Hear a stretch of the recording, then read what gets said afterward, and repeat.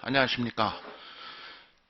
여러분, 오늘 날이, 봄이 참 좋은데, 요런 날씨 요새 좋죠? 저기, 비웃었어.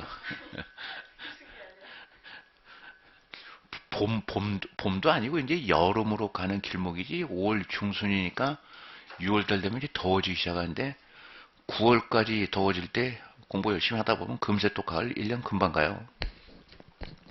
그때쯤 되면 이제 슬슬 미쓰리를 꼬셔다가 공부 다시 해야 되지 않냐라고 좀 하라 그러는데 그 할머니 명복을 빈다 그랬고 그래서 두 번째 항상 지식에 관한 욕구는 식지 않도록 지식에 관한 욕구는 근데 이 지식에 관한 욕구가 있으면 그 다음에 이제 뭐니 그 지식을 달성하는데 이제 문제는 달성된 어떤 나름 지식 체계를 갖고 어떤 일을 할 거냐라고 한다는 거에 좀 그게 문제인데 나는 충분히 할 수 있을 거라고 생각이 드는데 어쨌든 우리 수험생들 우리 이 좀 지라 같은 이 고시제도 때문에 실력 있는 애들이 괜히 고생하는 걸 보면 또 그렇다고 또 매번 붙는 애들도 보면은 어떻게 해서 붙는지도 모르고 이번 붙었어 그냥 이래 버리니 좀 더 마음을 차분하게 진중하게 차곡차곡 실력 쌓아가면서 하는 시간이 좀 길어진다 하더라도 그게 하는 게 중요할 것 같고 계속 그것만 탄탄히 하면 흔들리면 안 된다면 그때 안영미 붙은 애도 미쓰리한테 그랬잖아. 흔들리지만 않고 계속 꾸준히만 한다면 됩니까? 걱정하지 마라. 자기도 7년인가 9년 했으니까 아니 그게 해도 나중에다 보상 받으니까 걱정하지 마. 뭐 옛날 사법고시는 40대까지만 붙어도 손익분기점 소진된다라고 그랬는데 뭐 왜 그러냐면 아파트 소송 한번 등등 하면 몇십억 내지 몇백억 떠지는데 그게 너 죽을 때까지 연금 나오는 게 그게 뭐 얼마나 되는데 먹고 살만 하겠죠. 쥐꼬리 아니야. 그 옛날 생각이야. 그 옛날 생각. 이 MZ 세대 아닌 것 같은 느낌이 드네. 그다음 질문합시다. 우리 미스 정의 요새 시사 문제에 대한 이렇게 분석 능력이 레이더 범위가 어디에 있는가? 요새 좀 중요한 시사 문제 한 세 개만 얘기해 보세요. 예. IPEF. 굿. 두 번째. 어? 우크라이나 전쟁. 또. 어.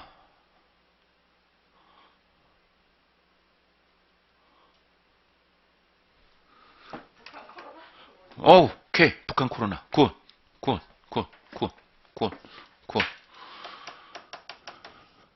일단 오늘 샌프란시스코 체제에 관한 특강을 하기 전에 미리 좀 사전에 얘기할 거 뭐냐면 지금 우리가 신림동 최초로 통합논술 강의를 일주일마다 하고 있는데 중에 일부이다.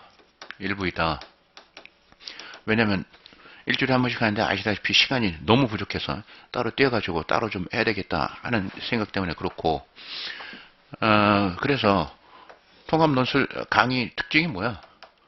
우리 웬만한 교재 있는데 교재 외곽에서 쉬어서 바깥으로 가자마자 끝난다 라고 하는 그 영역인데 문제는 국제법, 국제정치, 경제학 세 영역이 한꺼번에 나온다. 그래서 어려운데 근데 문제는 이 샌프란시스코 체제에 대해서 이 두 가지 시각에서 아시다시피 2021년 그냥 두 학회라고 하죠. 국제정치학회하고 국제부 학회하고 같이 공동으로 세미나 한 거는 그렇게 자주 있는 일이 아니야. 그러니까 법학자들은 정치학자의 무슨 시각이 필요했을까? 넓게 크게 보는 시각. 어떤 전체 흐름이 뭐고 가치가 뭐고 그런 걸 부족했고 국제정치학자들은 국제과학자에 뭐가 필요했을까? 주문 하나하나가 갖고 있는 의미. 그러니까 이게 서로 안 되니까 서로 모여서 같이 했어요.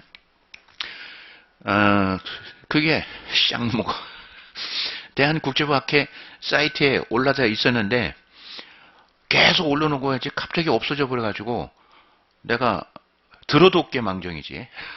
그리고 다 일일이 필기해놓고 들어도 없게 망정이지. 너무 안타까운데 당대 김명석 교수가 나오고 연대 고대 박기각 교수도 말씀 잘하시고 고대 박기각 교수도 야 김명석 교수의 어떤 통찰력에 놀랍다 라고 하기야 다른 학회 선생님들 알지도 못하고 했지만 서로 칭찬해주면 그런 분위기도 있긴 있지만 그러면서 뭐라고 말씀하시는데 내가 몰랐어요. 몰랐는데 김명석 교수가 메타스태틱 이런 말씀을 하셨다라고 하는데 계속 한 수십 번 반복해서 끊고 다시 듣고 그러니까 메타스태틱 해서 혹시 찾아보니까 메타스틱한 체제다 라는 그런 말을 하셨대. 그래서 김영석 교수 논문도 있는데 조금 지난 거야. 뭐 보니까 없는데 뭔가 하고 혹시나 하고 영어 사전 찾아보니까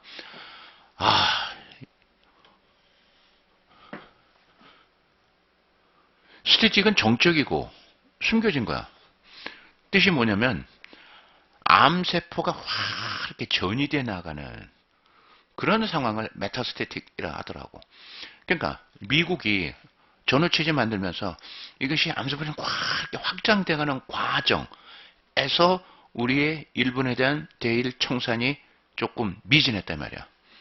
근데 미진할 수밖에 없는 이유는 뭐 냉전 때문에 그래. 어쨌든 그런 시각 등은 우리 법적으로는 어떻게 하지 못하거든. 법적으로는 뭐 메타스틱으로 어떻게 표현할까? 그냥 다자조약으로 만들었다. 그밖에 더 되어 있어. 그래서 두 학회에서 했기 때문에 그리고 이거는 선생님이 여기 자료를 갖고 있는데 2019년도에 동북아 역사재단 다 이것도 안 갖고 왔고 옆에 있구나. 동북아 역사재단에서 했는데 그는 논문이 어떻게 공개가 안 돼가지고 외국 학자들도 왔는데 그때 내가 깡 그랬는데 21년도에 또 한 번 또 하고 그리고 이따가 내가 찾아놓는다고 했는데 한 열흘 전에 경북대 김영호 교수라는 분이 계시는가 얼굴은 내가 아는데 교수 등이 샌프란시스코 체제에 대한 어떤 책 저서가 또 뭐 하나 나왔다. 그동안 세미나했던 거 모아놨던 거 또 나왔다. 라고 그래서 이게 한 번쯤 이쯤 이렇게 크게 벌리면 국제법이나 국제정치나 통합논술이나 안 나올래? 안 나올 수가 없어. 왜냐면 굉장히 많이 혈안돼 있고 굉장히 많이 한 3년 동안 해왔거든. 그래서 한다는 거고 문제는 이제 신림동 이런 체제가 원체 학원교재 선생님과 달달달달 하고 등 하니까 가면 또 폭탄 당할 거라 해서 또 뭐 이 특강 듣는 학생과 안 듣는 학생 차이점이 있을 거고 분명히 있을 거고 그래서 그거 하려는 건데 문제는 경제학에 관해서는 이 집어넣어서 뭐 어떻게 할 수 있는 게 없어. 이 체제는 안타까운데 혹시 하다가 생각나면 할 거고 또 한 가지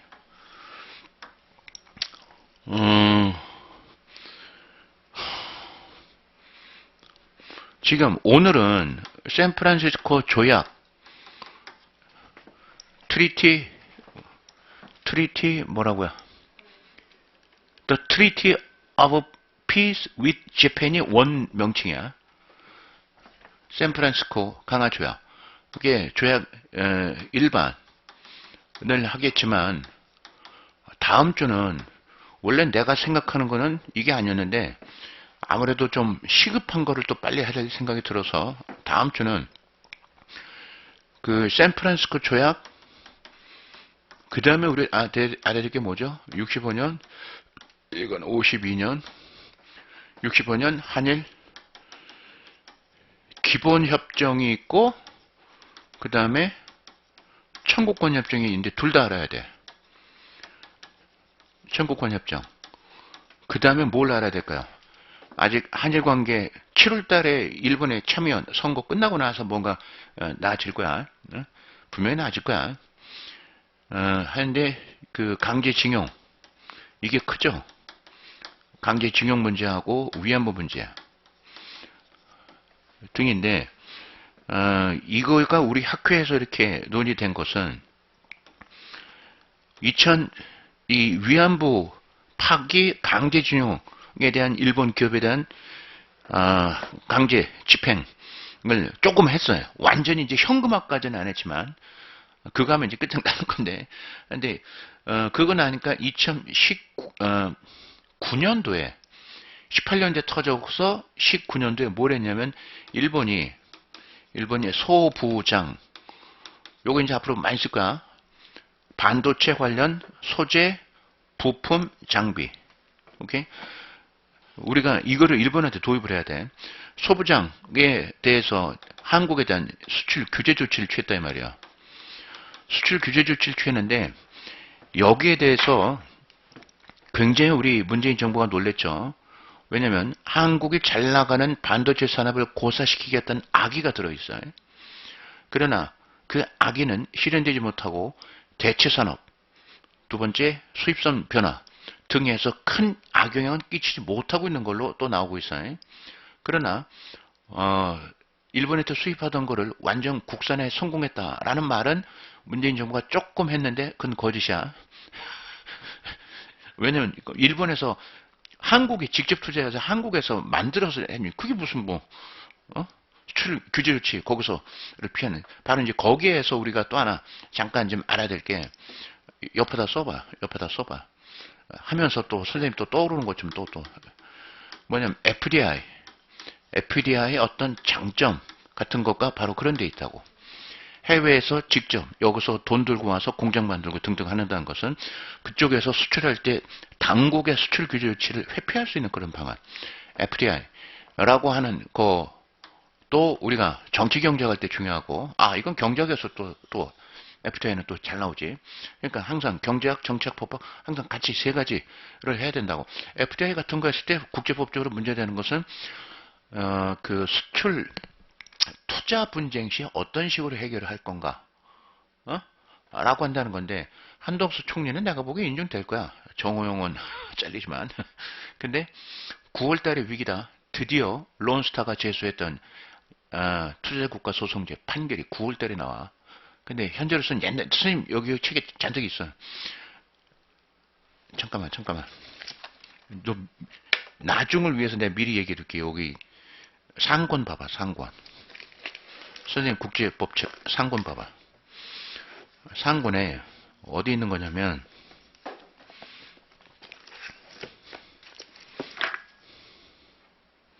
외국인 저 뒤에 751페이지 이시드 거기서부터 쑥쑥 이시드 중재하고 투자국가 소송제 얘기인데, 특히 이제 어디 바로 754 론스타. 이게 옛날 건데 이거 매각과 외환은행 매각과 관련됐을 때의 총리가 한덕수였거든. 근데 뭐 여기 읽어보면 두 가지가 있는데, 하나는 이거, 하나는 질 것 같다라는 그런 판단이 있는데, 여기서 한번 봐야 되는데 여기서부터 원체 중요했고, 근데 이게 금년도에 또 한 번 이 지금 판결이 나온다 이 말이야. 그 당시에도 중요했던 거고. 그리고 여기 이렇게 나오면은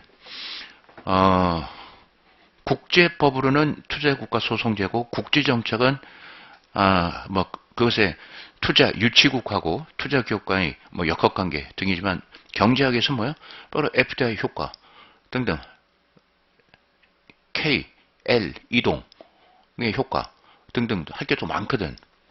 통술 주제로 아주 또 중요한 거다라는 거를 얘기하려는 거고. 어쨌든 이거를 이렇게 했는데, 이것 때문에 갑자기 이 문제가 더욱더 부각되고, 왜 강제징용 위헌법은 왜 그렇게 됐나 했더니 뭐라고? 기본협정, 청구권협정에서부터 뭔가 잘못된 것 같고, 또 이거는 왜 이렇게 잘못됐냐 했더니 젠장 샌프란시스코 조약에서부터 그렇게 되왔다라고 하는 거가 2018년, 19년, 20년, 21년, 22년 지금까지도 계속 지금 이게 해결이 안 되니 학자들이 왜 이렇게 됐나 하다 보니까, 역사대로 소급하다 보니까 이 문제가 국제법 국제정책학회에서 갑자기 확 원칙이 옛날부터 중요한 게 여겨져 왔던데 다시 한번 또 공부를 해야 된다라고 한 것 중에 내가 국제법 국제학교 원래 잘 안 맞거든. 잘 안 맞는데 같이 해야 될 필요성이 자기도 딸리기 때문에 자기들도. 그래서 야 이런 거는 쉬운 문제 안 나올래 안 나올 수가 없는 거야 이건 진짜. 더군다나 이제 또 특히 누구야? 박건영 교수 책에도 박건영 교수도 초빙받아서 한마디도 하고 가셨다. 논문 발표하는데 자기 책인데 나오 교수 얘기를 맨날 그 얘기만 얽고 그러는데 그래서 이걸 해야 되겠다 하는 거고 이유가 그 다음에 그래서 일단 뭐야 오늘은 요것만 하고 그 다음에 다음 주는 바로 요거 관련된 요 부분을 할게. 원래 이건 내가 마지막에 하려고 그랬는데 이게 제일 양이 많아. 한 3, 40페이지 돼. 그 다음에 세 번째가 샌프란시스코 조약과 미국의 동아시아 질서, 동아시아 동맹체제. 가 어떻게 형성되느냐 하면 헙스포크 미국, 일본, 미국, 한국, 미국, 필리핀, 미국, 대만 등등등 식으로 만드는 헙스포크형 동맹으로 만들어져 가는 것과 네 번째는 샌프란시스코 조약과 영토 문제 뭐요? 쿠릴 열도, 독도, 센카쿠, 남중국해에는 영토 문제 이런 식으로 해서 해나가려고 그래요. 원래 여기 제일 마지막에 하려고 그러는데 시간상 나도 이거 빨리 해버리고 싶고 또 원체 양이 많고 등등 문제의식이 이것 때문에 나왔으니까 이렇게 하는 걸로 하는데 아까 상당히 자네가 좋은 말을 했어요. 그러면 선생님이 좀 요구하고 싶은 거가 오늘 오면서 뭘 얘기할까 해서 유념하실 거. 첫 번째는 일단 정확한 팩스. 오케이? 연도수, 사건, 조문 내용 등등등. 정확한 팩트. 근데 복잡한 것은 줄여서라도 네, 두 번째 여기서 리걸, 로직, 법률적 논리 끌어내는 거, 국제법, 주리스프루던스. 세 번째, political,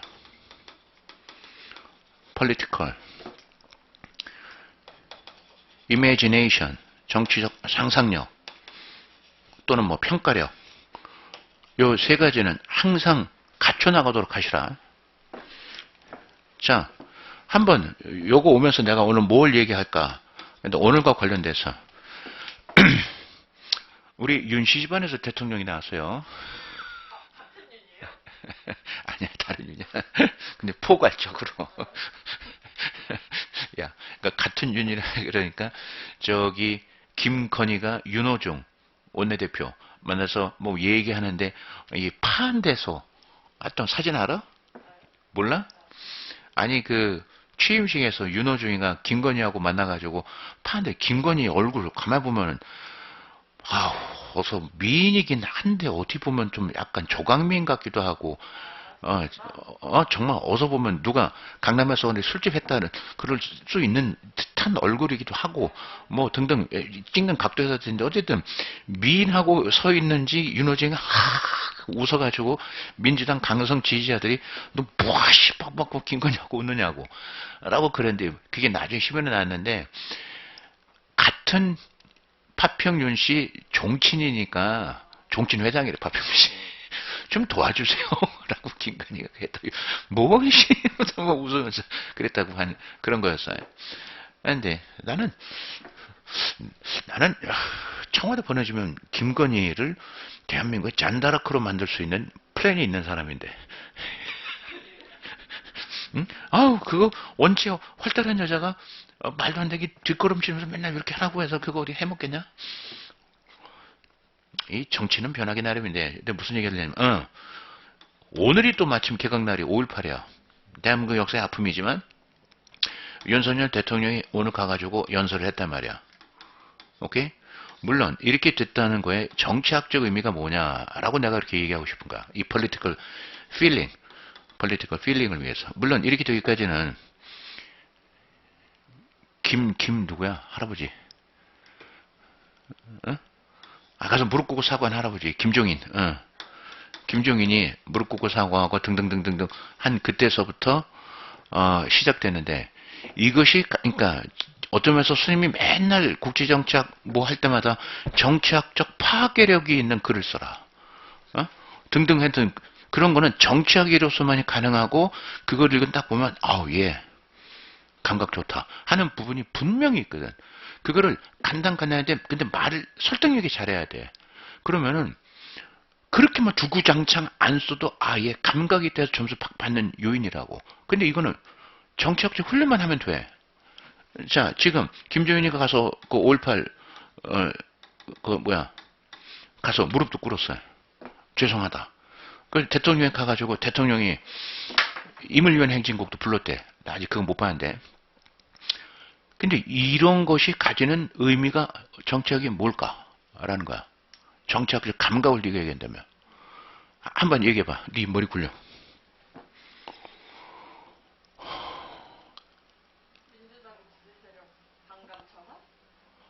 아직 표현력이 좀 뭉툭해. 뭐라고?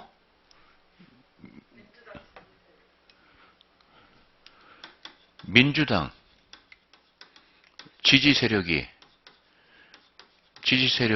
보수에 대한 반감이 저하가 된다. 좀 이렇게 정치적 파괴력 있게 글을 못 쓰나. 이 정치적 파괴력은 간단하면서 팍 찌르는 맛이 있거든. 근데 좀 너 이렇게 문장력 이게 보면은 뭔가는 아는데 내가 선생님이 원하는 그 문구력, 문장력 근데 그게 좀 안 되는데 자 이제까지 민주당 지지 세력은 뭐라고 광주 정신 등등을 하면서 보수에 대한 공격을 해왔잖아. 오케이? 자, 그리고 공격을 하게 됨으로써 얻는 요렇게 한번 해봐. 사고를. 정치적 이익은 뭐야?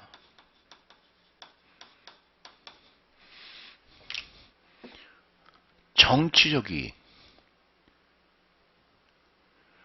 너는 나쁜 놈이야. 너는 전두환 후예야. 등등등등. 너희는 발포했어. 등등등등등 하는 너는 국민들을 총으로 쐈어. 등등등등. 그걸 지금 오늘 42년 차례 계속 그렇게 해왔어. 그렇게 해서 얻는 정치적 이득은 뭐겠어?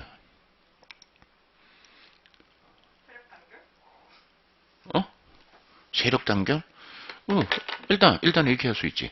소위 선생님 이얘기는 그거냐? 대한민국 산업화는 영남에서 이제 시작이 됐어. 근데 요새 자꾸 뭐지? 민주화는 이명박 때부터 해준 거야. 이명박 때부터 민주화 세력과 산업화 세력이 이제 화합할 때다. 라고 하는데, 이제 민주화는 뭐 부마 항쟁도 있고 있지만, 어디? 이제 광주를 중심으로 거가 민주화 세력인데, 이 두 세력이 화합을 할 때다. 라고 한다고, 어저께 또, 스님 좋아하는 또 한동훈. 취임사. 야, 한동훈 취임사 가만히 처음부터 끝까지 들어보니까, 다음번 대선 주자던데? 야, 그냥 검사 기운이 싹 빠지고 국가 운영에 있어서 법무행정 딱 얘기하는 거 보고, 난 그거 느꼈어. 완전히. 이거는 소통력 맞던데? 옷도 잘 입잖아. 이게 패션 또 유명해졌어, 또. 근데 또 이상해.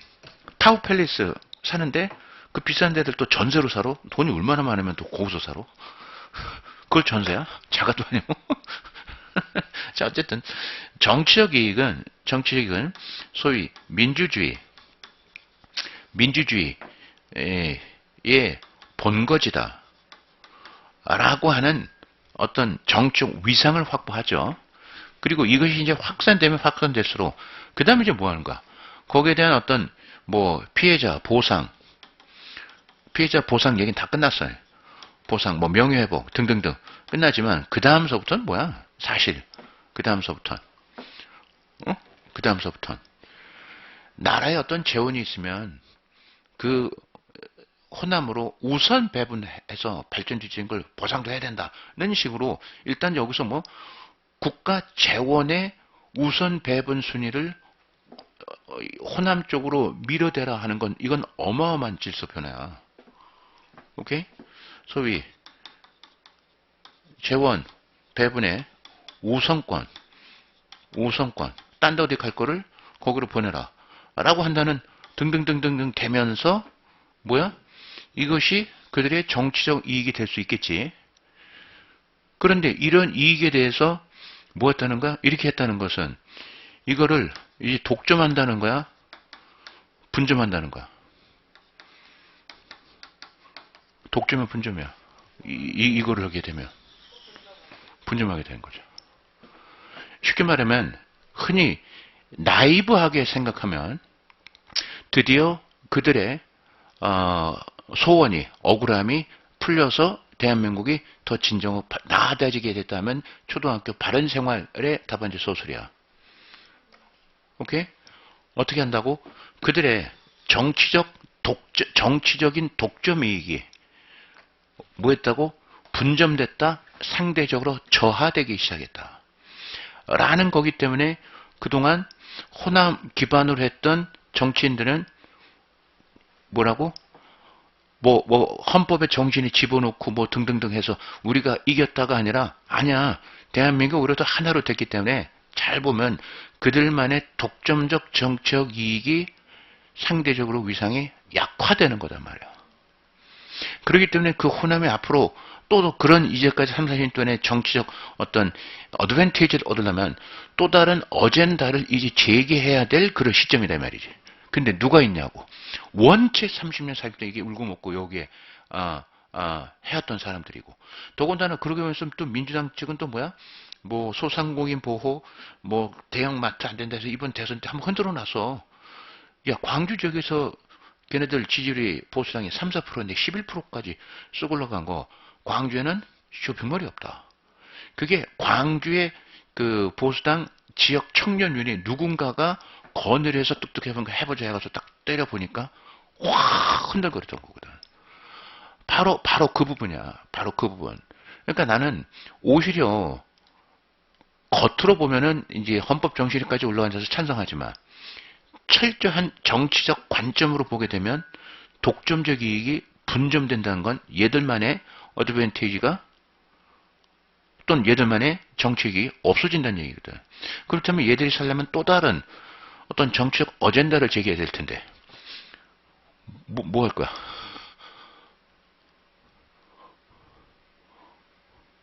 뭐 할 거냐고.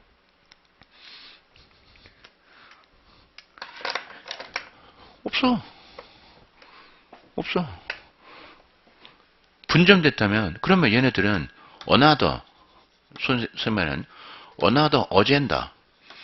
그러니까 뭐가 일 거냐에 대해서 선생님은 답답해 죽겠어. 나는 막 아이디어가 막 가만히 있으면 막 마구마구 막 풍글풍글 생각나는데 이 신림동 이 동네에서 떠들어도 또 애들은 또 오지도 않고 죽겠는데 소위 말해서 민주주의 본고지다 라고 한다면 이거를 선생님 맨날 얘기하는 거 왜 우리나라 사람들은 국제적 마인드가 없을까? 첫 번째 북한 인권 탄압이나 광주에서 옛날 학살이 있었거나 반인권적 파괴라는 건 마찬가지 아니야? 그럼 북한 인권 문제에 대한 문제제기 있고 또 한 가지는 뭐야? 미얀마 군부에 대한 뭐라고? 저항의 논리, 지원의 논리 등등이 있어야 되고 조금 했어 조금. 근데 정부는 별로 그게 나서지도 않았어요. 또 우크라이나 민주주의 세력 등등등등등 해가지고 윤석열의 화두가 뭐야?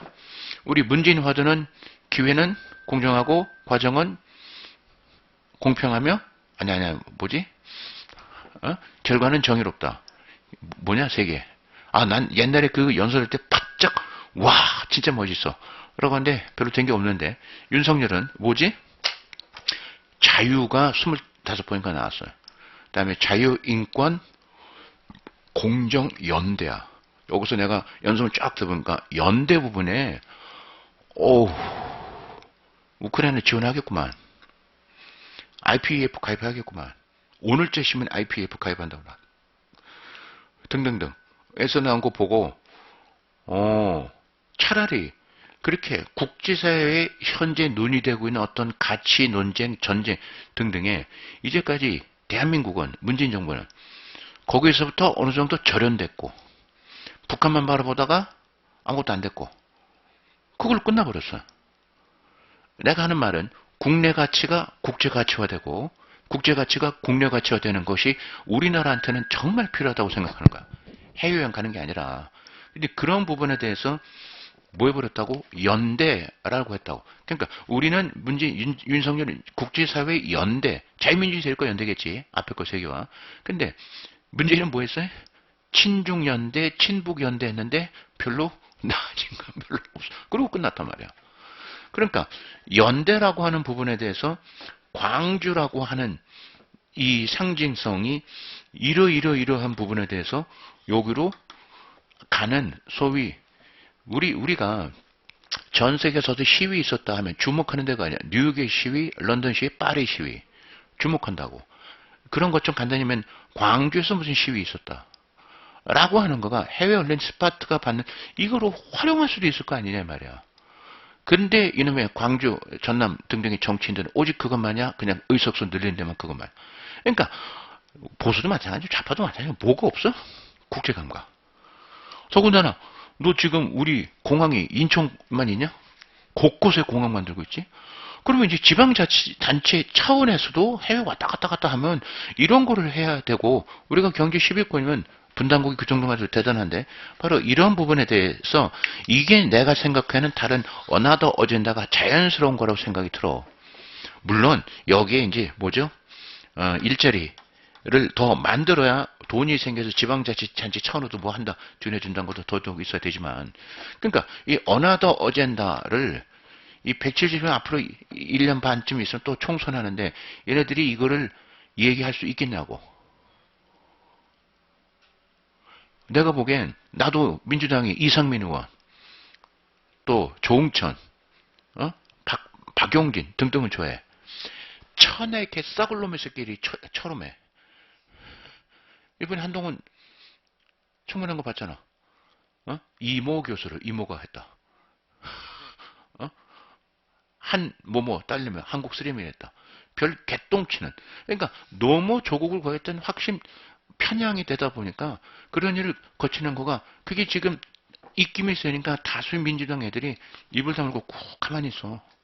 이건 잘못된 거고 이거야말로 반지성주의, 반합리주의 등등이라는데 이걸 빨리 끄집어내야 되는데 이게 지금 올라가면 나중에 지금 모태통주의하고 비슷한 거야. 모태통이 그 당시 중국 사회를 통치하던 방식 그런 방식이야. 어떤 이념을 제시하고 그쪽으로 따르라 하고 그쪽으로 사고를 세뇌시키는 듯한 한 건데 우리나라가 전쟁에서 성공을 거두고 민주화가 되다 보니까 이렇게 반지성주의, 반합리주의가 잘 먹히질 않아. 그럼 난 이번 굉장히 되는데 요거 무슨 말인지 알겠지?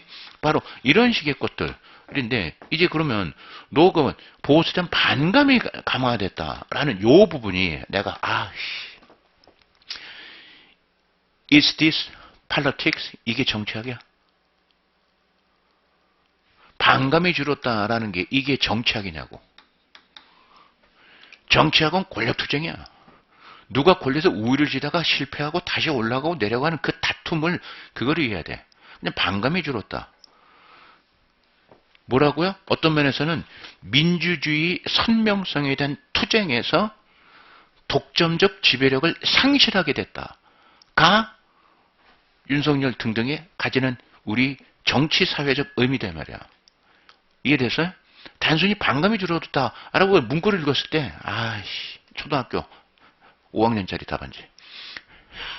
민주주의 본산지, 민주주의 선명성이라고 하는 독점적 정치 이익이 뭐라고요? 상실됐다라는 거야. 그렇다면 그쪽에 살려면 뭐 한다고? 어나더 아젠다인데 없어. 깝깝하다 말이고. 오히려 자유, 인권, 공정, 연대 이라고 하는 데에서 선생님은 뭐 여러 가지만 자유하고 연대라는 부분에 국제사회 기여도 내지 국제사회 관련된 그냥 우리만 당하지 않으면 되지가 아닌 거라. 그래서 이 political fielding 이거를 조금 이거는 뭐 그냥 이해만 하고 등등 하면 되는데 이게 감각이 없으니까 이게 안 들어와. 가령 말이야. 여기 샌프란시스코 다음번에 할 건데 선생님이 이 글을 읽다가 깜짝 놀랐는데 흔히들 말해서 일본하고 러시아하고 일본하고 한국하고 일본하고 중국하고 여기는 쿠릴열도 문제가 있고 독도 문제가 있고 센카쿠 조도 문제가 있어요. 즉 이렇게 되기까지는 이따 보겠지만 영토 조항이 제대로 규정이 안 돼서 어디 포기한다 돼 있지 포기한 게 누구한테 간다 그런 말이 없단 말이야. 그래서 이 영토 분쟁이 지금까지 일어나게 된 거가 샌프란시스코 강화 조약의 나름 한계다라고 그렇게 얘기를 해. 근데 일본은 학자들이 얘기를 했더구만. 난 그 감각이 무서운 거야. 그러니까 이런 식의 이게 이제 동아시아의 분쟁의 원인 되겠지. 세계. 그래서 샌프란시스코 조약의 한계다라고 만 한다면 그것도 피상적인 조건이고 오히려 이렇게 얘가 그랬어. 얘가 이면에 보니까 공부해 보니까 불분명하게 일부러 불분명하게 내버려 뒀어요.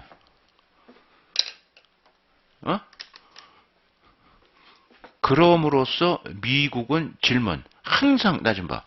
그래서 정치적 내가 말한 이 필링은 좀 반골 기질 내지 반대 인식 이거를 보이지 않았던 거를 이거를 드러내 보이는 거가 신선한데 하는 그런 느낌이 든다고. 오케이? 이건 내가 맨날 얘기하는 거. 키 크고 늘 지나고 이쁜 여자가 지나가. 넌 여자니까. 그리고 꽃미남 같은 남자가 지나가. 어머 관심가. 하지만 한 명 보면 바로 뭐 생각하라고? 반대편. 반대편 부정적인 거. 그걸 들이내보라 이 말이야. 해봐. 그게 어렵냐? 어렵대. 이 젊은 애들은 그게 그래서 안 돼, 공부가. 옛날에 한 놈도, 키 크고 쭉쭉빵빵 여자 지나간다. 봤어.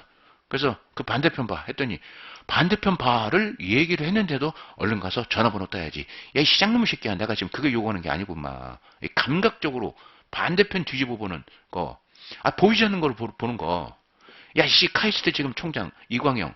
총재. 그러면 모든 걸 뒤집어 봐야 된다 해서 학교 조직표도 거꾸로 붙였대. 거꾸로 붙여야 자기가 안 보이는 게 보인다. 생활하시는 분이고 거꾸로 했을 때 글자도 거꾸로 돼 있더구만. 야 글자를 거꾸로 있는 그걸 그래야 보인대. 이거를 생활하는 사람이니까 뭐야? 지금 카이스트 어느 총장보다도 돈은 뭐 몇천억 기부를 받아 학교 발전하게 된다. 등등등 한다는데 완전히 그거는 생활하시는 분. 나는 그냥 공부할 때 등등등 한다고 하는데 요거 보이지 않는 반대의식을 끄집어내서 몰랐던 걸 확 느끼게 해주는 게 좋은 political feeling이란 말이야. 그게 답안지에 있기를 바란다고 나는. 그러면 불분명하다고 미국 비난하지만 미국 스스로 대변. 불분명하니까 미국이 얻는 정치적 이득은 뭐야?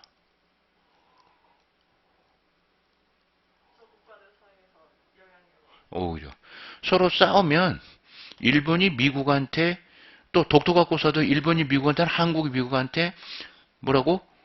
중국이 일본이 미국한테 오히려 영유권 분쟁 다툼 소지 속에 일본의 동아시아에 대한 정치적 개입은 더욱더 확고부동하게 항상 개입할 수 있는 여건이 만들어지는 거단 말이야. 그러니까 여기 보다 보면 난 지금 우리나라 좌파 세력들이 샌프란시스코 조약 등하면 미국만 비판하거든. 그걸 전체적으로 미리 얘기할게. 오히려 미국은 이거를 즐기고 있다면 어떡할래? 그렇다면 즐기고 있는 거라면 똑같이 좌파가 얘기하자는 걔는 무조건 반미야. 반미하지 말고 미국을 이용해가지고 오히려 우리 입장을 동아시아에서 더 넓히는 과정을 왜 생각을 못하느냐. 그 김영호 교수 등등도 그 세력이 있어. 2019년도 동부의 역사제 무조건 다 반미야. 아니 문제는 여기서 반미를 외치면 미국이 음매 무서워서 물러나질 거냐고. 아니라고. 그냥 학자들끼리 그냥 연설하고 논문 발표하고 연설료 받아가고 등등 그 소재거리만 되지 실제 사회로 나아지는 거는 아무것도 없다고. 그렇다면 우리 외교관들이는 그런 인식은 그래 분명히 있을 수 있어요. 그렇지만 이 현실을 어떻게 바꿔나갈까에 대해서 미국만 욕해가지고 얻어낼 거와 미국에 편승해서 그렇다고 친미하자는 것도 아니야. 옛날 하영선 교수가 했던 용미하자는 거지. 미국을 이용해가지고 오히려 동아시아에서 우리의 여건과 입장을 더 넓혀가는 것도 하나의 방법이 될 수 있을 건데 우리나라 좌파들은 무조건 귀결했다 반미야. 귀결했다 반미고 특히 누구야? 김준영 지난번 국립외교원 연구원장 하고 김종대 진보정의당 하고 내가 이따 얘기해 줄게. 우크라이나 전쟁에 대해서 또 어디 또 무슨 주식 투자하는 거기 나와가지고 또 뭐라 얘기하는데 시각이 반은 내가 귀담아 들을 말은 있고 반은 말도 안 되는 저번에 반면씩 계속 그러고 있다는 식으로만 우크라이나 전쟁 얘기를 하는 거 보고 우크라이나 사람들 좀 데리고 와서 좀 만나게 해야지. 왜 이렇게 아직도 편향되는가? 거기에 아직도 몰두되어 있는가에 대해서 방금 이 얘기 이따 계속 나올 건데 일본 학자가 얘기했더라고. 불분명함으로써 오히려 미국의 동아시아에 대한 정치적 계획 여건은 확고부동하게 공고해져 갔다요. 오히려. 그래서 코스파 그런데 이거를 내가 다른 학원 가서 얘기를 했는데 내가 미리 얘기해 줄게. 너 계속 생각해봐. 내가 뭘 얘기했냐면 네가 엄마야. 응? 아들 1, 2, 3가 있어. 아니 네가 난 아들이 싫어. 딸이 좋아 하면 딸. 그래. 아들은 내가 답은 알고 있으니까 딸 1, 2, 3가 있다 치자. 아빠는 있건 없건 상관이 없어.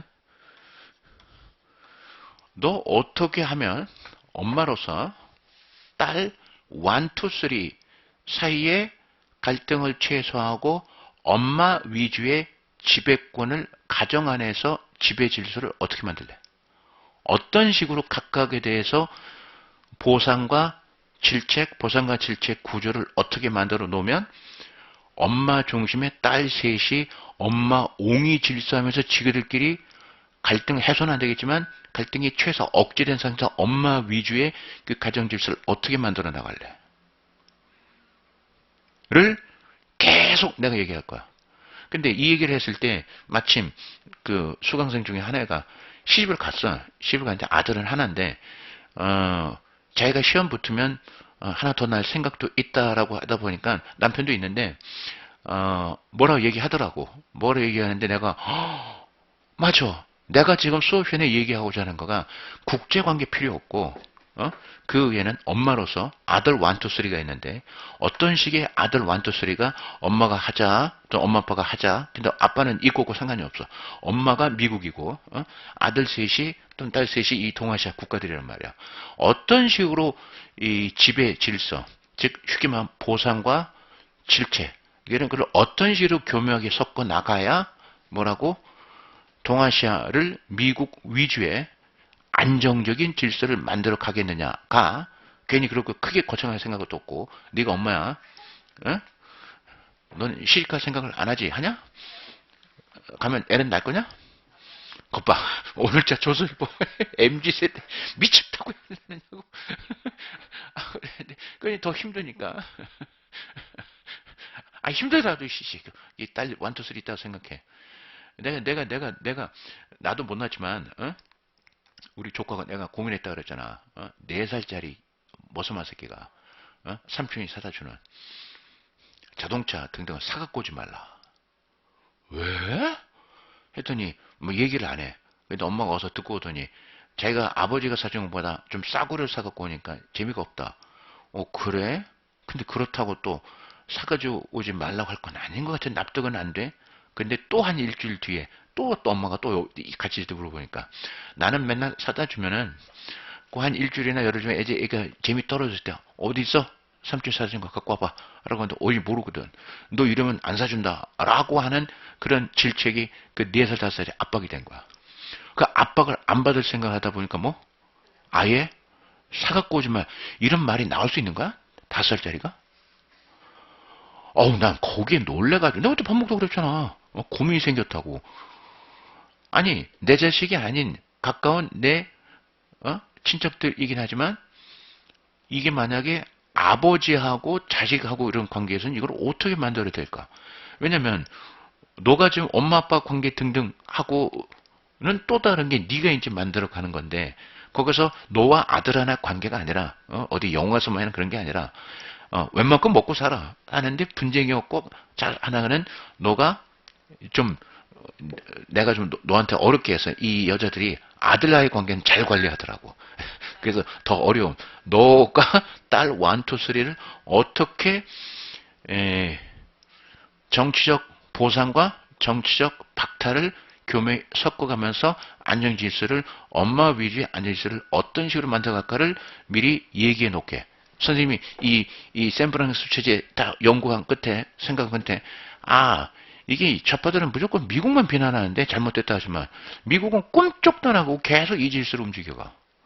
더군다나 너 방금 두 번째 얘기했던 거 IPEF를 얘기를 했어요.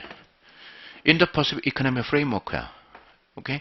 이것도 내가 통수 시간에 얘기할 건데 일단은 너 이따가 어디야? 국립외교원 들어가. 국립외교원 들어가서 경제안보에 관한 글이 있어. 주요 국제문제 분석.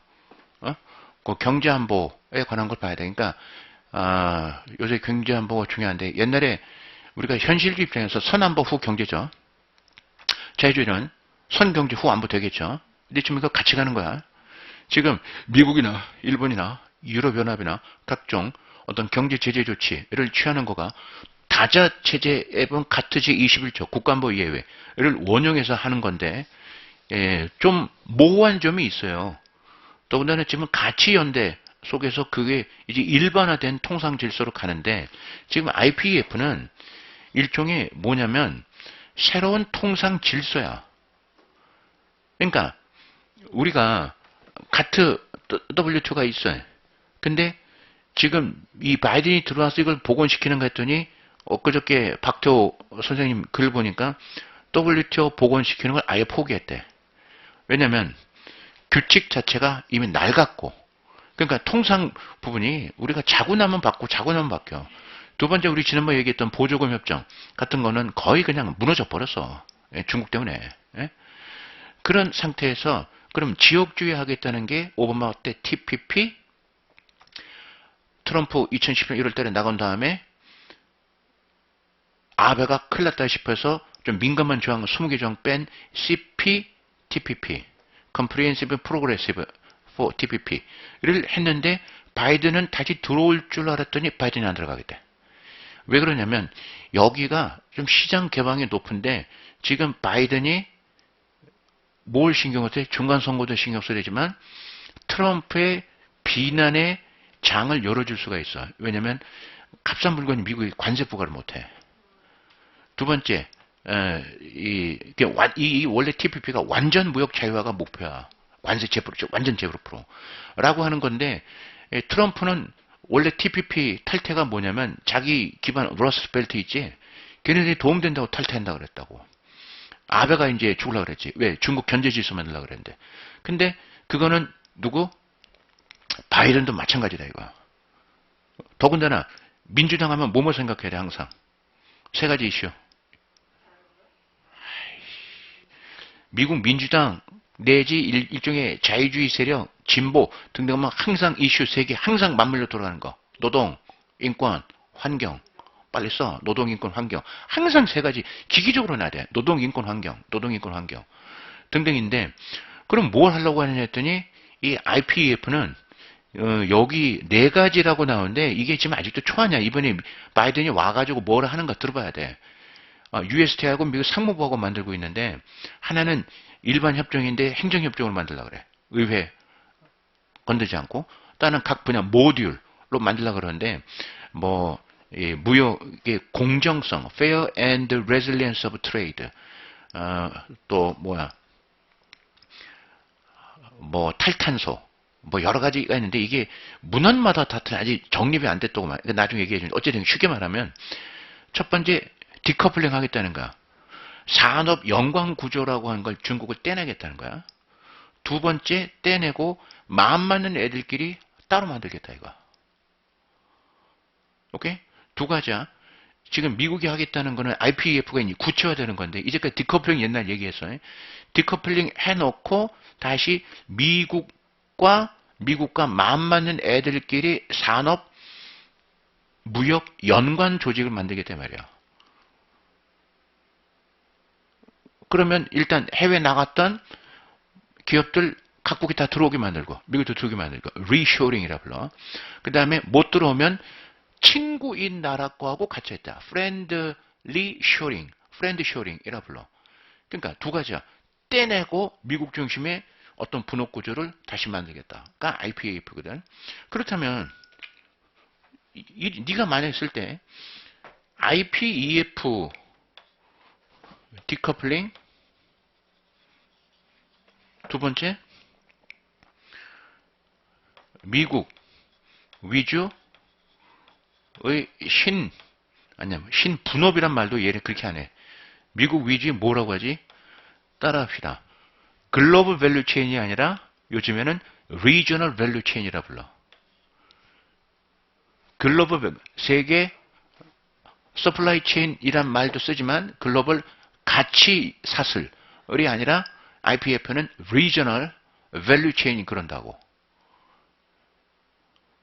지역 가치 체인 를 두 가지를 하려고 하는 거 IPF인데 그렇다면 내가 너한테 너무 많은 걸 요구하나?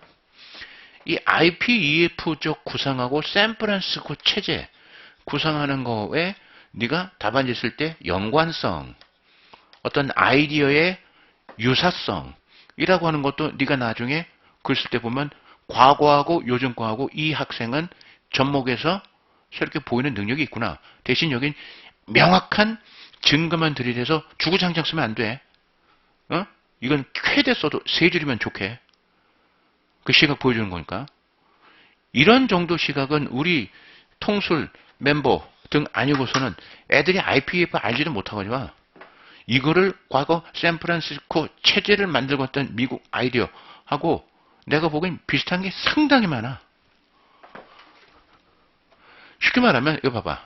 미국이 유럽에 대해서는 다자 기구 하나 있어가지고 거기에 참석해서 우리 다자 기구 하자 그러면 다 돼. 그런데 미국이 여기는 지역적으로 굉장히 넓고 다양성, 차별성 등등이 있어. 하나 묶는다? 묶이지도 않아. 그렇다면 어떻게 해야 돼? 마음 맞는 애들끼리 가져가는 거야. 어커스가 그렇고 쿼드가 그렇고 이제 경제전에 IPF를 한다는데 옛날 샌프란시스코 체제 만드는 거나 지금 이거나 미국에 대한 아시아 정책은 항상 그래왔어. 마음 맞는 애들끼리 묶어서 우리끼리 잘해보자. 다자기구는 안 만들어져. 1대1 조약 체제 하면서 전체를 이렇게 만들어가는 메타스태틱 한 체제 만드는데 비슷한 논리 구조가 있는데 요거 이따 나중에 다 하고 나서 너한테 물어보. 너 지금 과제 2개 줬어. 미국이 뭐해? 어떤 식으로 영토 분쟁 내지 이런 체제를 만들어 놓고 미국은 어떻게 이 질서를 향유하는가? 우리 좌파들은 국내 좌파들은 뭐라 그런다고 미국만 비난하고 있지만 비난받은 미국은 바꿀 생각 요매큼도 없어. 그렇다면 비난만 해가지고 괜히 우리나라에서 세미나에서 반미 등등하느니 미국적 이런 질서에 우리의 입장을 확대하기 위한 전략을 구사를 해야 될 거 아니냐. 그런 말이야. 물론 미국에 대한 비판적 시간 갖고는 있대. 학자들이 떠든다고 미국이 대동아시아 정책을 바꿀 거야? 난 미친놈들이야 아주 그냥. 두 번째는 뭐냐면 샌프란시스코 체제와 IPEF 체제 속에 미국의 이 동아시아 지배 질서를 어떻게 만들려고 하는가라는 관점을 좀 연관성에 대한 문장을 자네가 만들어야 될 거고 두 번째가 우크라이나 전쟁 우크라이나 전쟁이 IPEF 등등을 더욱더 가속화시키겠죠. 바로 어저께 뉴스 나오는데 아조포스탈에서 병력을 철수시켰대. 야, 너희들은 충분히 전쟁 영웅 됐다. 나와라. 죽지 말고. 그래서 해서 다는 안 나오는데 262명 그 아조프 연대 병사들이 나와가지고 어디로 갔는가 했더니 친러 지역의 도네스크 공화국 쪽으로 거기로 이제 가서 이제 포로 신분이 되는 거야. 대신 러시아 병사 포로들 교환할 때 그거 한다고 가서 그래서 오늘 신문에 그거 다 났어요. 드디어 이제 근데 아직도 아조프에 안 나온 애들이 있대. 2,000명이가 된다는데 이젠 됐어. 이제는 전쟁은 내가 보기엔 올 가을 겨울까지 계속할 것 같아.